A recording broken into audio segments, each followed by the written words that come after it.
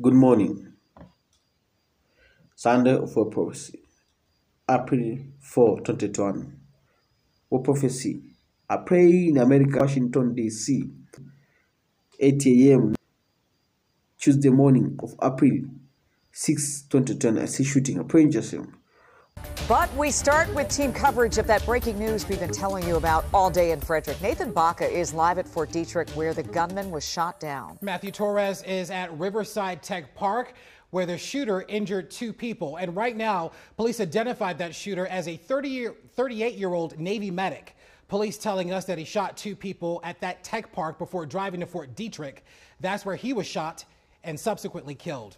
Now, we're still trying to learn more about the suspect's background and motive. We do know Riverside Tech Park is home to a military installation.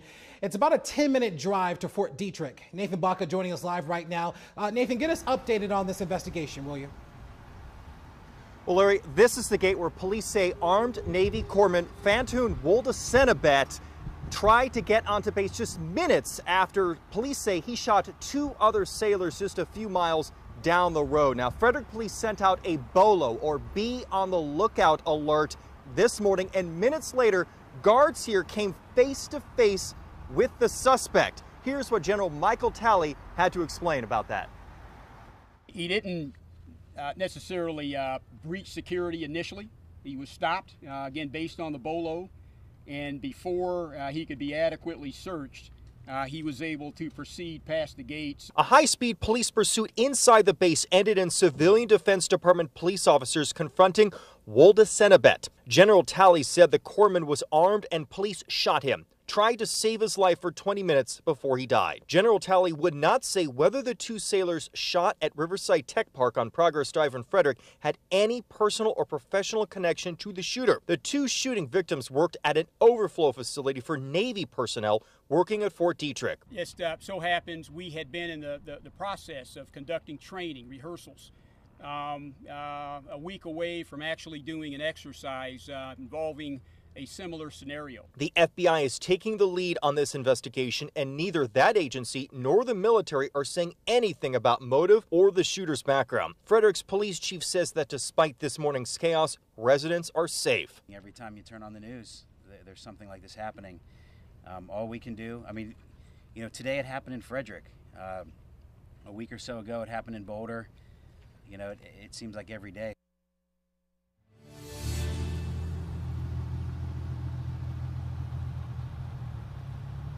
Now, good news, we have noticed in just the past few minutes that the military police have just reopened the gate. Now, coming up at 6, you're going to hear from some people who live right next to the base about the fear that they felt whenever they just heard these alarms blare across the base.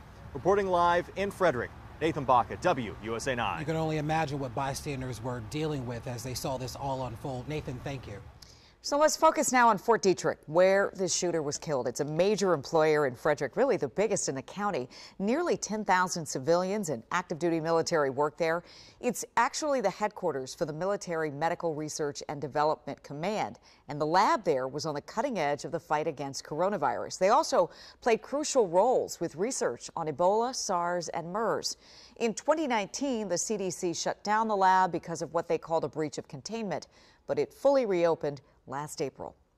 We move about 4 miles away to Riverside Tech Park, which is where this spasm of violence first began. That's where WUSA 9 reporter Matthew Torres is live tonight. And Matthew, we understand that there was a victim who literally ran into a building for help.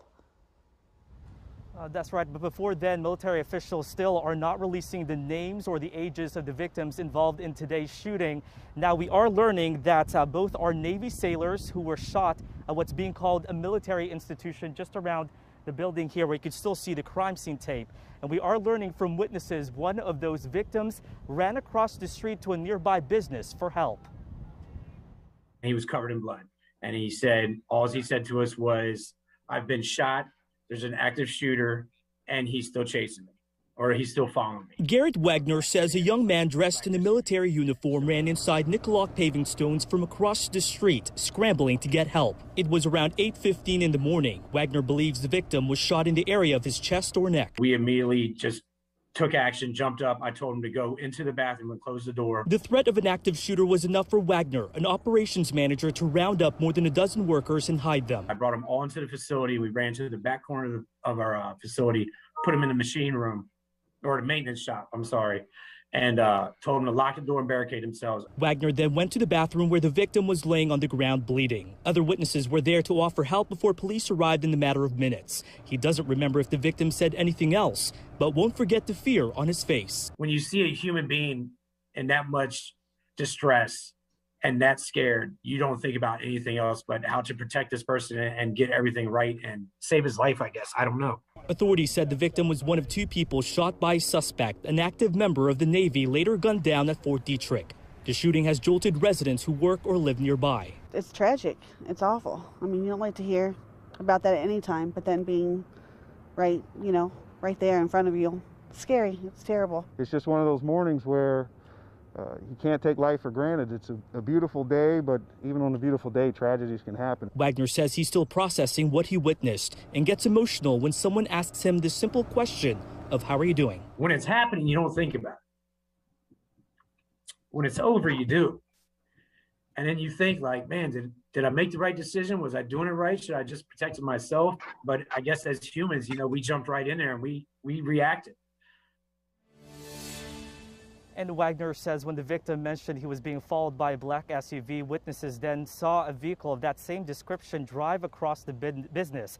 And get this, Wagner was told by this victim that he knew the victim. They were having coffee when all of a sudden, quote, all hell broke loose.